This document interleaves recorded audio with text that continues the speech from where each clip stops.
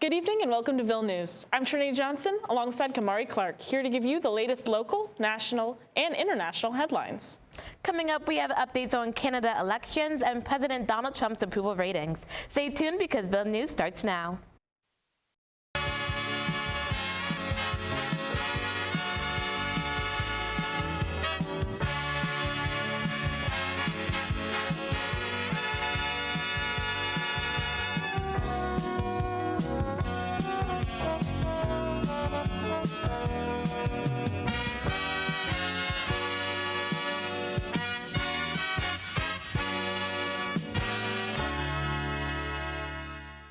Canada held elections to the House of Commons on April 28th, the first in 4 years following the resignation of Prime Minister Justin Trudeau.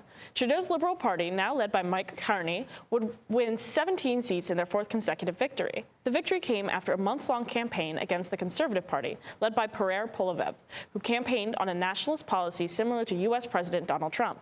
Trump's trade war with Canada, however, caused a major shakeup to the campaign, and many have argued it to have revitalized the Liberal campaign.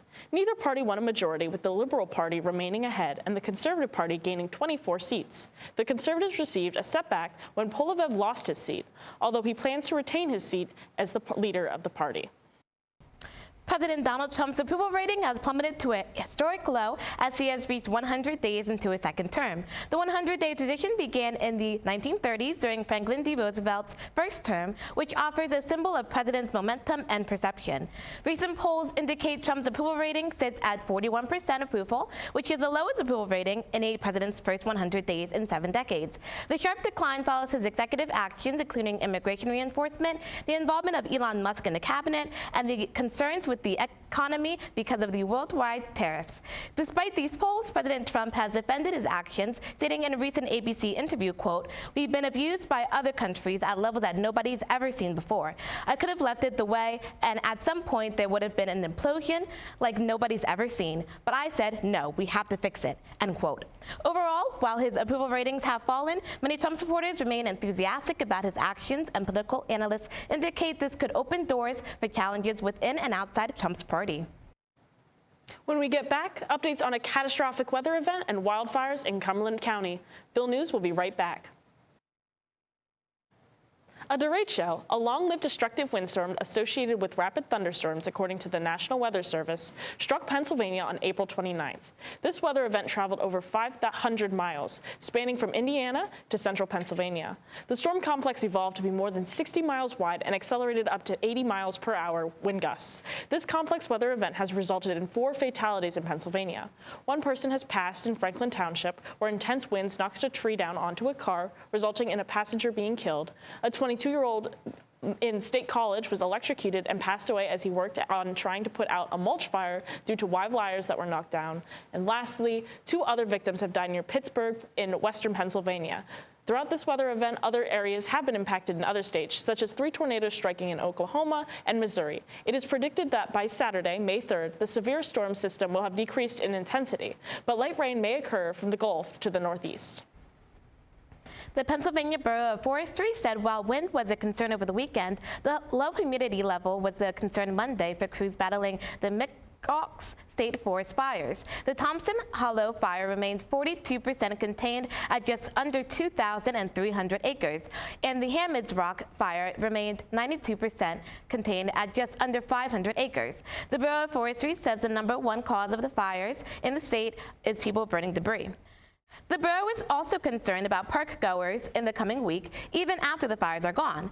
There is a fear of trees falling, especially on windy days, potentially harming park goers. Thankfully, the community has been donating food and water for the first responders, though more monetary donations are needed. When we get back, we'll have updates on an electrocution in State College and a cat cafe in Lancaster. Ville News will be right back. A State College man died Tuesday night after he was electrocuted during a severe weather storm. The 22-year-old man was working at the Resident Inn on University Drive when the incident happened. He had encountered an active electrical current while trying to put out a mulch fire believed to be caused by the storm. When emergency crews arrived, they had to cut the power to the hotel and nearby buildings in order to get to the victim. The man was unfortunately pronounced dead at the scene. Police are investigating the death, but State College believes he was not killed from a downed power line. Officers are using this tragedy to remind remind people to not approach down power lines or areas where lines may be compromised. And 911 or utility companies should be notified when avoiding those areas. A highly anticipated cat cafe opens its doors in Lancatster on Friday, April 25th. The cafe, called the Lancatster Cat Cafe, is owned and operated by Jacqueline Jax Lanza. The cafe is a one-stop shop for coffee, baked goods, and a variety of cats that are up for adoption. The cafe is approximately 780 square feet with 3 rooms. The building features the cafe portion, a cozy room, and a room where 6 to 8 people can enjoy the company of a variety of cats. In a statement on Facebook, the cafe said, quote, "We were overwhelmed by the support and enthusiasm from our community as we opened the Cat Cafe for the very first time to the public. I can't even put into words how beautiful it was to see everyone come in and enjoy the space and a mission that we've worked so hard on." The cafe is located on 222 North Duke Street and reservation only. Reservations can be made on the website lancastercatcafe.com. That's all we have for this week of Ville News. Thanks for watching, and be sure to tune in next semester for the latest local, state, and national headlines.